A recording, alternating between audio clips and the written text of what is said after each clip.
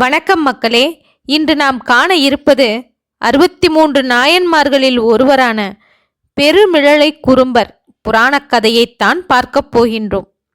மிக பழங்காலத்திலிருந்து ஆன்மீக சிறப்பு பெற்று விளங்கி வரும் ஊர் மிழலை. அங்கு வாழ்ந்த மக்கள் நீதிநெறி வழுவாத குறும்பர் இனத்தவர்கள். அவர்களின் தலைவனாய் இருந்தவர் மிழலை நாட்டு பெருமிழலை குறும்பர் என்று சேக்கிழார் கூறுகின்றார். இவரும் 63 நாயன்மார்களில் ஒருவராயினும் இவருக்கு மற்ற நாயன்மார்களுக்கு இல்லாத தனிச்சிறப்புகள் பல இருக்கின்றன. இவர் வாழ்ந்த காலம் சுந்தரமூர்த்தி நாயனாரின் காலம். தடுத்தாட்கொள்ளப்பட்டது முதலாக தம்பிரான் தோழராய் இருந்தது வரைக்கும் உள்ள எண்ணற்ற ஆன்மீக சிறப்புகளை பெற்றிருந்த சுந்தரமூர்த்தி நாயனாரையே ஆன்மீக குருவாக கொண்டு பஞ்சாட்சர மந்திர ஜபம் செய்து சிவயோக சித்தராய் வாழ்ந்தவர்.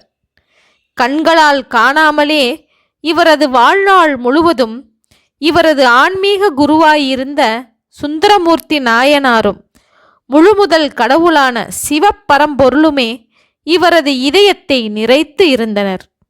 இவர் உயர்நிலை தவயோக வாழ்க்கை வாழ்ந்து மகா சித்தர்களே அடைந்திருக்கக்கூடிய அஷ்டமா சித்திகளையும் பெற்றிருந்தார். அஷ்டமா சித்திகள் எவை தெரியுமா? அனிமா, மகிமா, கரிமா, லகிமா, பரகாய பிரவேசம், பரகாமியம், ஈசத்துவம், வசித்துவம். இந்த 8 ஆற்றல்களையும் கடந்து ஞானக்கண்ணால் நடக்க இருப்பவைகளை முன்னரே அறிந்து அவைகளுக்கு ஏற்றவாறு நடத்தல் முதலான பரம்பொருள் ஆற்றலுக்கு ஈடான ஆற்றல்களையும் பெற்று நிறைநிலை சித்தனாக இருந்தவர் இந்த பெருமிழலை குறும்பர் நாயனார் ஆவார். இவ்வளவு ஆற்றல்களையும் பெற்றிருந்த அவர் தனிப்பட்ட வகையில் ஒரு சாதாரண பெரும் தொண்டராகவே வாழ்ந்திருந்தார். பஞ்சாட்சர சபம் செய்தல், தன் மானசீக குருவான சுந்தரமூர்த்தி நாயனாரிடம் யாரும் நினைக்காத அளவுக்கு அதிகமான பக்தி உடையவராய் இருத்தல் ஆகியவற்றுடன் சிவனடியார்களுக்கு பணிவிடை செய்தலோடு தம்மிடம் வருகின்ற தொண்டர்கள் அனைவருக்கும் தவறாமல் உணவளித்தும் அவர்களுக்கு வேண்டும் அளவுக்கு பொருள் கொடுத்து அனுப்பியும் தர்மம் செய்வதையே வாழ்வாக கொண்டிருந்தார் இந்த நாயனார். அவரது குருபக்தி அளவிடற்கரியது. ஒரு நாள் அவர் தவயோகத்தில் ஈடுபட்டிருந்த போது சுந்தரமூர்த்தி நாயனார் கைலாயகிரிக்கு மறுநாள் போகப்போவதை தம் ஞானக்கண்ணால் உணர்ந்து தம் குருநாதர், நன்னற்கரிய திருக்கையிலை நாளை எய்த நான் பிரிந்து கண்ணிற்கரிய சிவன்தாள் இன்றே சென்றடைவன் யோகத்தாள் என்பர் என்றவாறு தவயோகத்தில் ஈடுபட்டு கபால முக்தி அடைந்து தம் குருநாதர் சென்று அடைவதற்கு முதல் நாளிலேயே கைலையங்கிரியைச் சேர்ந்து சிவப்பரம்பொருளுடன் இணைந்தார். அவரது குரு பூஜை ஆடி மாதம் சித்திர நட்சத்திரமாகும்.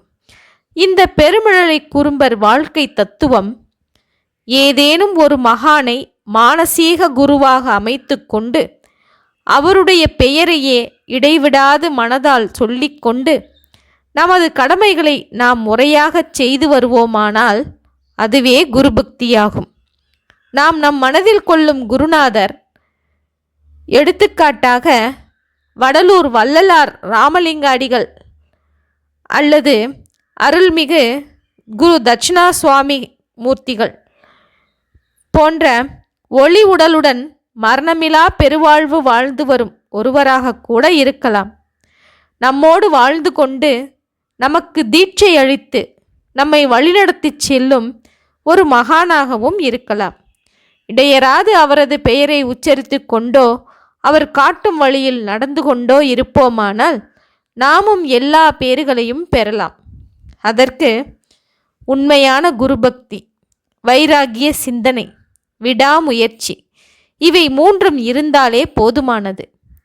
பெருமிழலை குறும்பர் கபால மோட்சம் அடைந்தது இதற்கு மிகச் சிறந்த எடுத்துக்காட்டு ஆகும். எனவே 63 நாயன்மார்களில் ஒருவரை நாம் குருவாக மேற்கொண்டு நாமும் மோட்சம் அடைவோம். என்பது உறுதியாகும். ஓகே மக்களே, மீண்டும் இது போன்ற செய்தியுடன் சந்திப்போம். நன்றி, வணக்கம்.